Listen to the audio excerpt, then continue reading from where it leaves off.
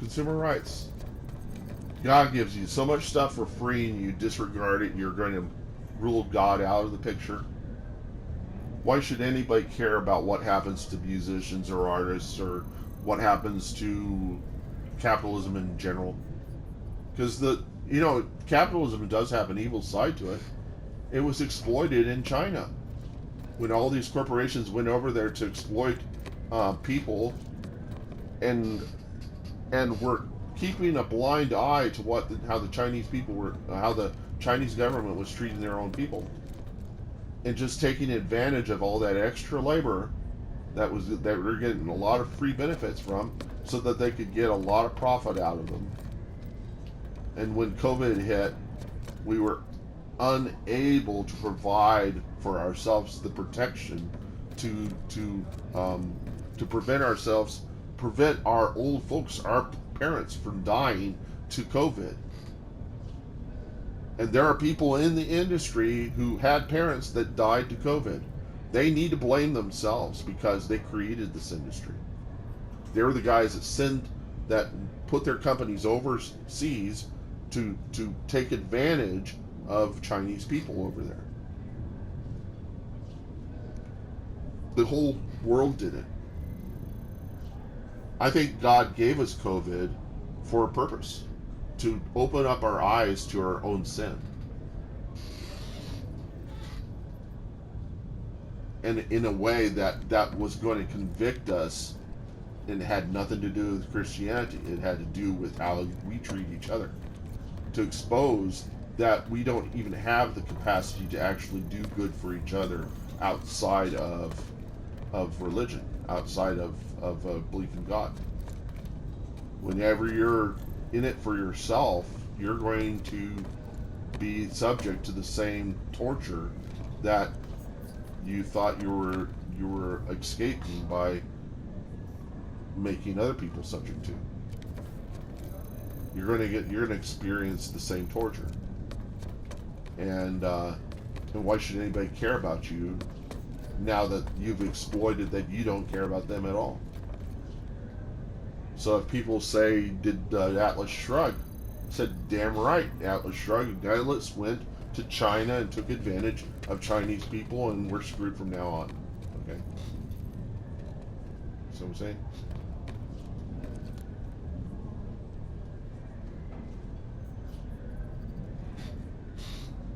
So there are capitalists that see socialists as evil. The way I see it is capitalism and socialism are the chloride and sodium. Together we make salt. If we don't both coexist together, we will not have a civilization. We will not have the spice, the salt. We will not have that. We will not have any reason to be here. The socialism is there to keep us from falling. The capitalism is to give us the capacity to rise to become successful.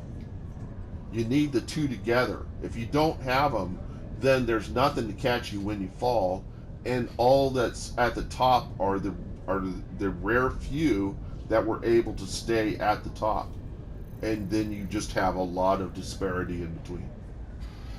You have a lot of poor people with few rich people, which is exactly what we're experiencing. And why is that happening? Because there's not enough socialism in our government. And people, and the way that the capitalists reason it to the taxpayers that they don't want socialism is they're going to get taxed more. Because the government is inefficient. This is the way they reason it. Is the government's inefficient, and as a result of this inefficiency, there's going to be more taxes, and that taxes are evil.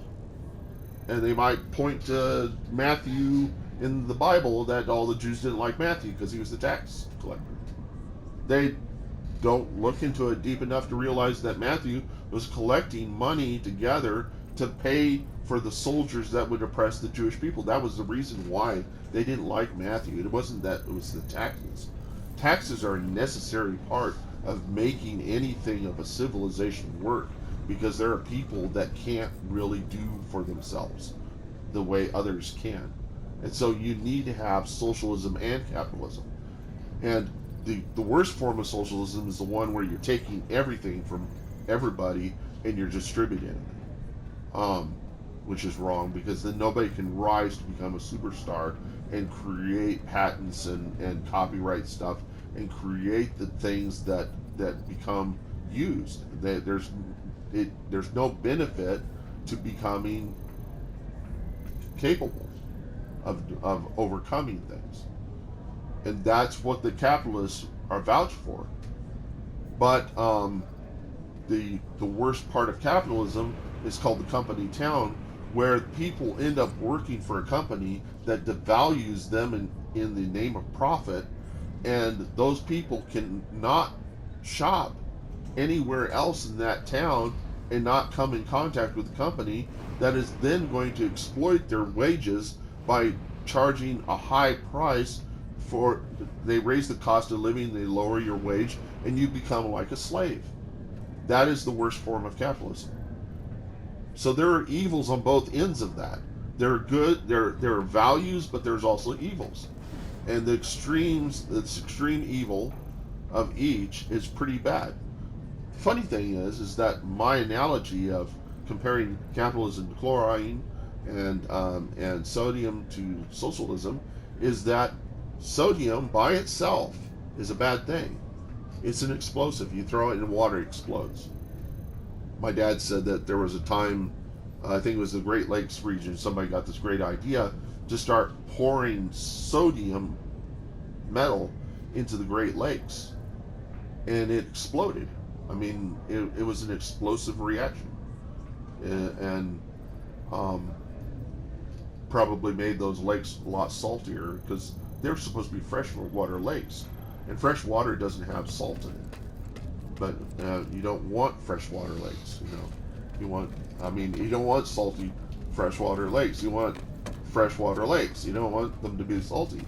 And so these guys were adding sodium to them and causing this reaction, I guess, when the sodium hit the water, and it would give off a lot of radiation. Chlorine itself, there's a fear of the government that one of the chlorine durits, or the big old gas tankers that come on the railroads, if one of those chlorine tankers were to explode, the government knows or believes this, or from science, that it would kill everybody. Say if it happened in New York City, it would kill 200,000 people, literally. And so it is a terrorist fear of the government that a chlorine tanker should explode in any city, and it's something they're concerned about. But whenever you combine sodium with chloride, you get salt. And then you hear the things in the Bible where it says we are the salt of the earth. If we lose our saltiness, how much are we worth if we lose our saltiness? And so I'm kind of salty.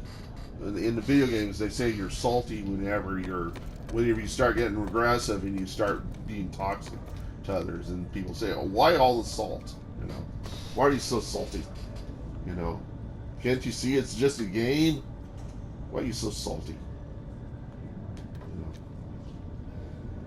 So I'd say socialism and capitalism, just as liberals and conservatives, they're the yin and the yang, and they need to be together in order to even each other out and to keep balance.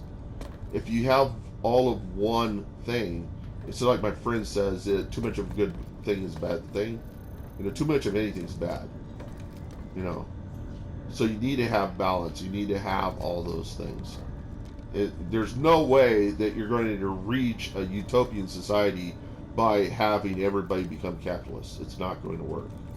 There needs to be a certain amount of socialism, and there needs to be, and relying on the churches to come up with the solutions is also not a solution, because some of the churches run like corporations. They run like companies, and their concern about membership isn't really about the people that are in the church. It's about trying to support whatever things they're planning to do in that church.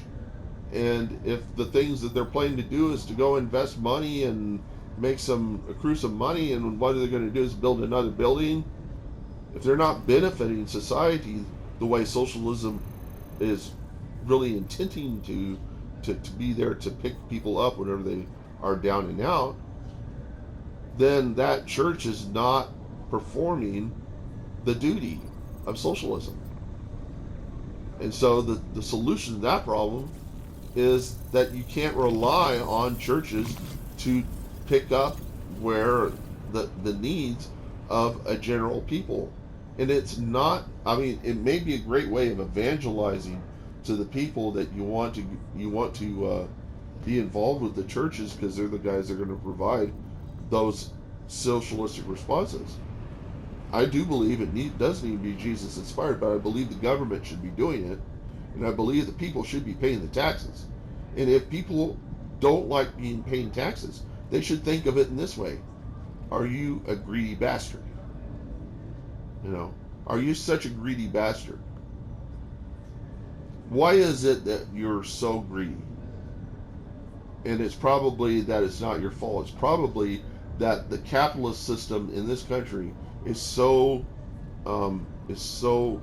starkly different. There's so much disparity that what they're paying you is almost nothing, and then they're using taxes, the threat of taxes, to leverage you into more support on their side whenever they're abusing you and you're not even really realizing it. They've been able to propagandize to you that that you should be on their side, whenever the reality is, and in all other countries they know this to be the truth, it's better for you to be in a union than to be with capitalists whenever capitalists start talking about taxes, because the union's going to be able to leverage the company into benefiting the workers. The downside to that is when the union starts leveraging that the workers are supposed to be able to be employed for a certain amount of time, even whenever they're not actively working. I don't think that should be possible. I mean, I think they should be working when they should be paid for working, not paid for not doing nothing, because that's going to work against the identity of what a union is supposed to be doing. And when Reagan came in and broke up all those unions, was that really that beneficial to the people? Did it really fix the problem? Supposedly we got rid of debt by the time we got Clinton. But then once we got to 9/11 and people got terrified, easily terrified. And I would say that if you're easily terrorized and you're Christian, I'd say, where the fuck is your faith? That you're terrorized so easily.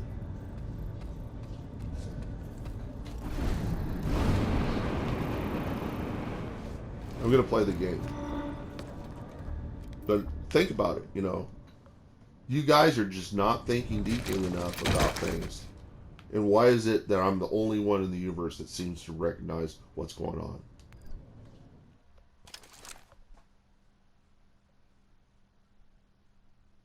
And that's the reason why we're in so much debt now, is because of all of the feelings and emotion that came out as a result of 9/11. And such things happen for a reason, and I believe God causes them to happen. I think God lets them happen. God lets these terrorists take a building because they were able to do something that we figured was unfathomable. They ruined our perception of the world. And that terrified us.